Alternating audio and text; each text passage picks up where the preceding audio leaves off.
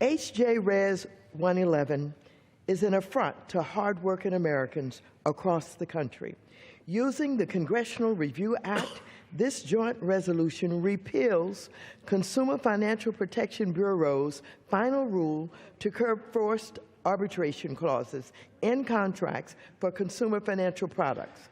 Today, many banks require consumers wanting to open a bank account, get a credit card, or take out a private student loan to enter into forced arbitration agreements that take away their rights to collectively sue the bank for any harm. Yet, consumers must go through bank-friendly arbiters to resolve their grievances. These contracts are literally buried deep into the fine print and shrouded in legalese. Consumers don't know what they're giving up, but the banks do. Arbitration proceedings, which happen behind closed doors, have no judge and no jury. The proceedings and their outcomes heavily favor big businesses and Wall Street.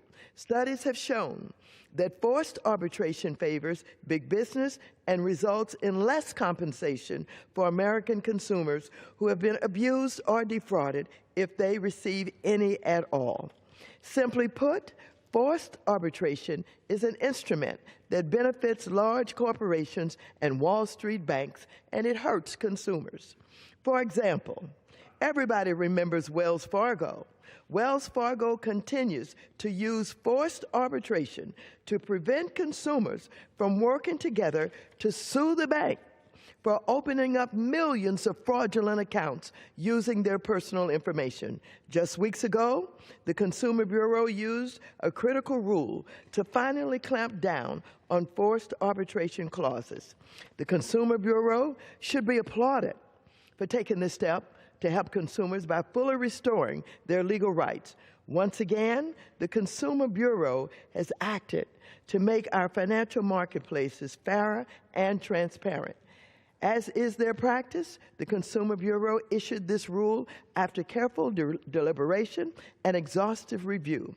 As part of this deliberative process, they issued a 728-page report on the issue, considered views from all stakeholders, and consulted carefully with the other federal financial regulators. The Consumer Bureau rule has widespread support, including from over 310 consumer, civil rights, faith-based, and senior groups, 256 law professors and scholars, and the Military Coalition, an organization that represents 5.5 million current and former service members and their families. Now, this rule was just finalized, but congressional Republicans are already shamefully forging ahead to cut it off at the knees. This resolution wouldn't just nullify the rule, it would also prevent the Consumer Bureau from ever issuing a rule that is, quote, substantially similar, quote, unquote.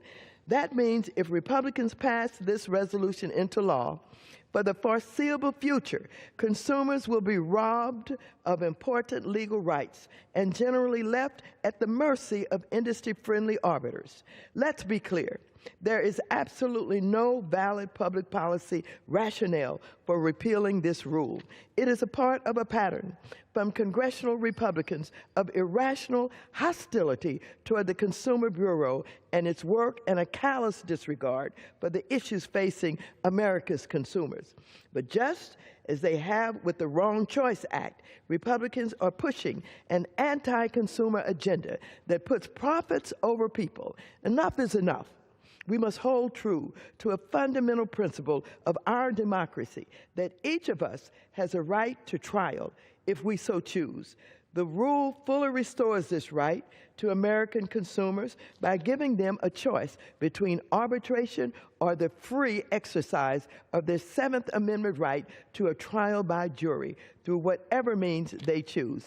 So I urge all of my colleagues to vote no on this senseless and harmful